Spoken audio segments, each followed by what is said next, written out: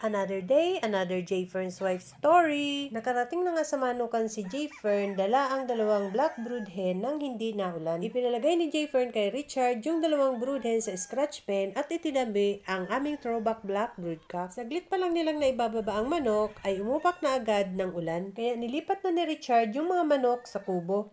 For today's video nga pala ay si J. Fern muna ang mag-voice over. Yan, ayos. Hindi na sila nag-aaway. Sa una lang yan maligalig. Pag nakaisa dalawang araw yan, okay na yan. Magkakaibigan na yan.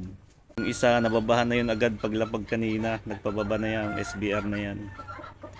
Itong isang medyo mailap pa dun sa, sa lalaki. Sana makaproduce tayo ng magagaling na blocks. Dami kasing mahilig sa, sa block. Lalo tong mga SBR.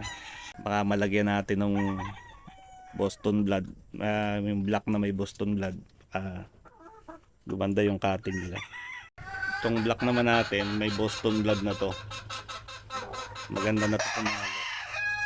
Hindi na rin to pumapalo sa hangin. Body puncher na to. Yan, straight comb. Itong isa, itong atay de black, straight comb din to. Siguro to hindi ko alam yung totoong bloodline ng black na to. Pero para siyang Melsin black siguro to. Pero winner yung mga kapatid nitong lalaki. Then itong SBR na Banahaw line P-comb. Siguro mga straight comb din ang magiging anak ng mga to. Kasi straight comb yung broodcock. So ito na po sa mga mahilig sa black. Yan. Ang ating super brown red. Anak po ito ng trio na galing mismo kay kay Sir Ramon. So may naging buyer tayo na taga Quezon. Nag-swap tayo ng sinwap natin yung ating bagsik line na pullet. So ito yung magiging broodcock nila. Anak na to nung aming throwback na black na 3 times winner. May Boston blood na to, kaya siya naging banderahan. Dirty feet. Puti ang paa niya na may mga batik na itim. Itim ang tahid. Ayan. Straight comb. Tapos ito yung atay de black. Anak din to nung aming aming black na naging derby winner, nilaban nung nakabili. Ito naman mga itlog ng bagsik line pullet. Yung mga nauna nilang itlog kasi hindi lumilimlim, sinalang ko na sa incubator. Yan, pero na ulit ilan ba to? 2, 4, 6.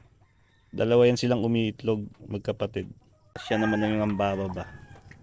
Yan, ito ang ating broodcock. Ito yung tinatawag kong yen sweater. Bali to, possum ang tatay, tapos ang inahin is yung right nose sweater ni Sir Art Lopez.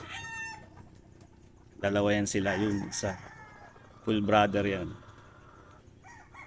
Ito yung mga gwapong stag na pinupost ko noon, pinuhusan ko na lang kasi lumaylay na yung palong. Yan. Puro putik ang paa, umulan. Lug ng ating 5K sweater, tapos ang nambaba dito yung ating Euron Lemon. May naunang napisana dito, may nakapisana ng isang beses to. May lalaki ng anak. Ito yung possum hatch. Dalawa, mga bagsik line. Tatlo. Ay Boston pala yung isa, yung sa dulo. Yung bagsik line pullet. Yan, ready na ang ating alpasa. Meron ng net. Diretso na nandun. Next week, alpasan na dito yung mga cockerels. Yan, maluwang-luwang din yan. Sakto lang sila dyan. Yun ko nilang kubo. Yan, ito lang ginawang daanan. Meron lang siyang lubid. Kinakawit lang sa pako. Ayan o. Yan. Kawit lang siya dun. Para sarado na ulit.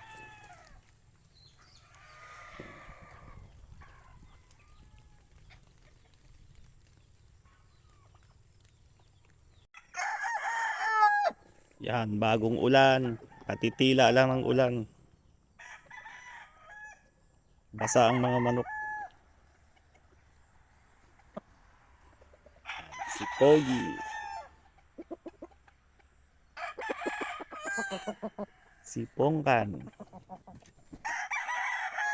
Hating gabi na kahapon, hindi pa ako tulog at ako'y nag-i-edit pa. Bigla na lang nagkagulo ang mga manok. Pagbaba ko, nakita ko ang malaking pusa tumawid papunta dun sa kabila. Sa ibabaw ng brooder ko nakita ang pusa at parang may kinukutkot kaya nilagyan ni Jayfer ng scratch pen sa ibabaw. That's all guys. Thank you so much for watching. Please like, share, and follow for more.